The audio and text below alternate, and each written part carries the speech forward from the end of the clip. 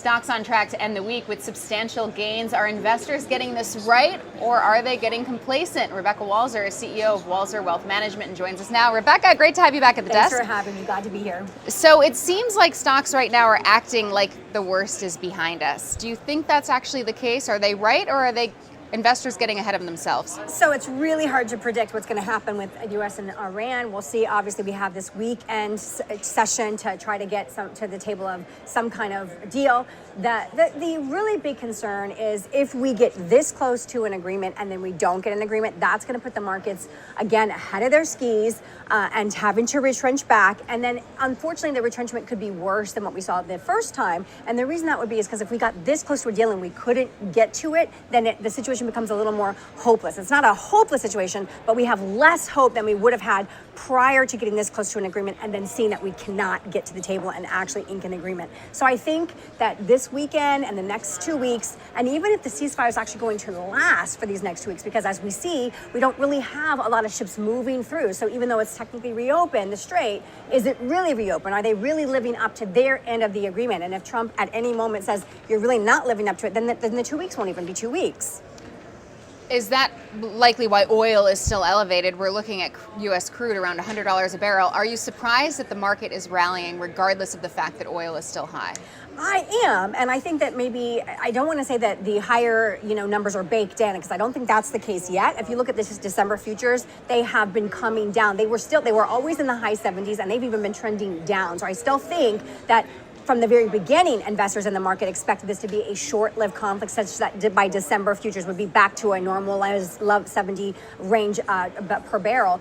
But again, if we get so close to a resolution with the ceasefire and it doesn't come to fruition, that is really where I think the market could have a much bigger volatility shift to the downside. And I just want investors to brace and prepare. Do not have high expectations of complete resolution immediately, because then you're going to get shocked. Volatility is a factor right now, and you should plan on it being a factor for at least the next 3 to 6 months. So dig in. What does brace and prepare actually look like? If your tolerance for risk is not such that you could withstand a 3 to 6 month aggressive pullback, then you're too risk on, and you need to look to other alternative investments in the short term to be secure through this volatile period. It could be that we do get a deal and everything goes up and away, but if that doesn't happen and you're too over leveraged in risk, then you're going to potentially have to retrench and then get into something that's safer and then recover, and that's going to be a slower recovery because you're in a safer asset class. So what are some of those safer areas? Normally, I love precious metals. I'm a gold and silver bug.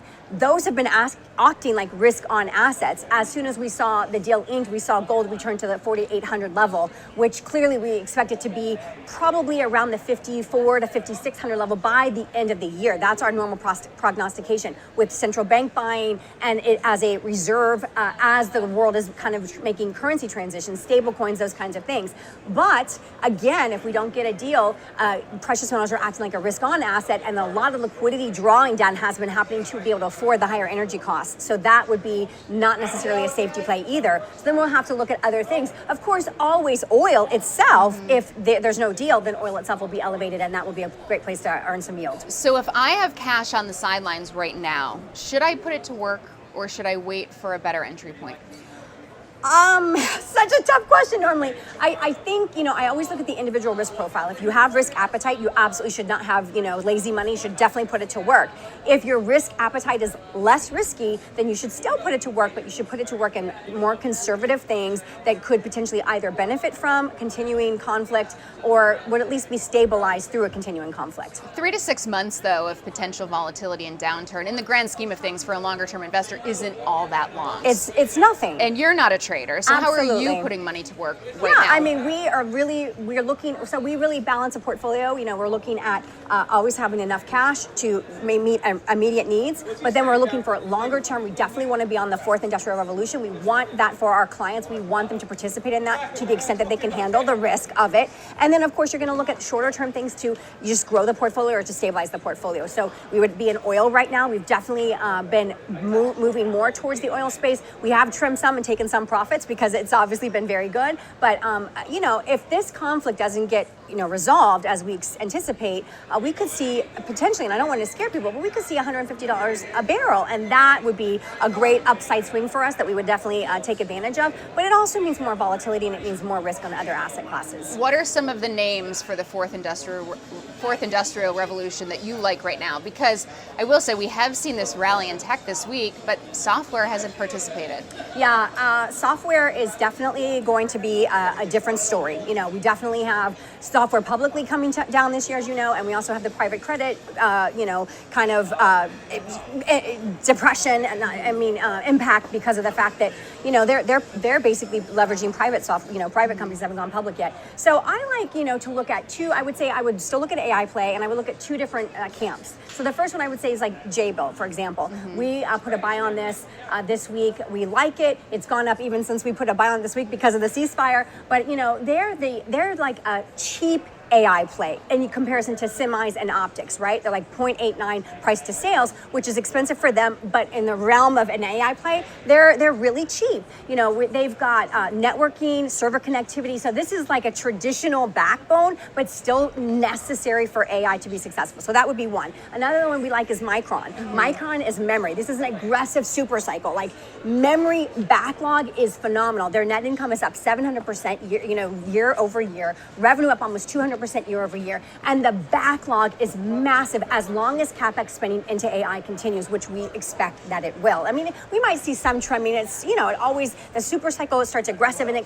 trims down, but we do believe long term Micron's got a runway. Now on the other side of the AI play, I would say new technology, so optics, laser, and for that we're really like Coherent. That is a play that we think long term. This is the new technology. This is AI connectivity through optics, and it's different from what we are used to. It's definitely the new frontier. But the problem with that for investors is it's got a very high beta, almost a 2 beta, which means that it's like super aggressive or double almost the volatility of the market. And so if you don't have the risk appetite for that, then that would not be a play. It's again a longer term play that you're going to have to hold through volatility as we monetize AI. The other issue is Jabil, Micron, and Coherent aren't beaten down. Exactly. Tech stocks so far this year, they're That's up right. double digits. That's right. So it's not too late to get into these names? Oh, no, because we're still at the very beginning. We're at the beginning of the monetization of AI. So you will see, these kind of names jump out massively and they will retrench. But as long as your runway is longer, as long as we're not looking for, taking profits in the next 6 months, especially right now with this, Iranian conflict,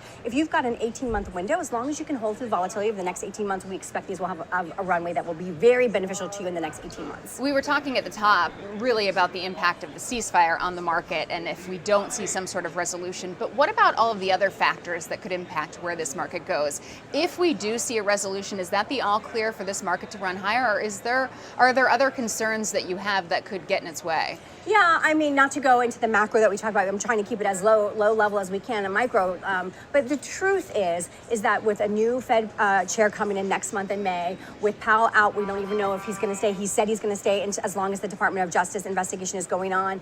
So we know he's going to be a factor at least for a little bit longer. We've got a new Fed chair. We've got labor issues really starting to raise their head. We can see the quit rate is a really big problem for the Fed, and yet they're not yet saying, hey, we need to be accommodative. They still are keeping yields, and we see yields coming up because of the price of oil and inflation. So I think we have a macroeconomic issue with rates, with price of money, with costs. It's not good for the Russell 2000. It's not good for the people that need cheap money to really invest in R&D. And R&D and CapEx is really big at the beginning of the fourth industrial revolution and the monetization of AI. So those factors, like the cost of money, and then of course we have the issue of the ability for America to continue to sell its debt to the rest of the world. Do they still look at it and say, yes, this is a great play? Or are they saying, hey, we want to see maybe more to the east? We see a lot of players moving and with this alliance since Russia got kicked out of SWIFT in 2022, we definitely see more movement of funds and reallocations of assets to the east.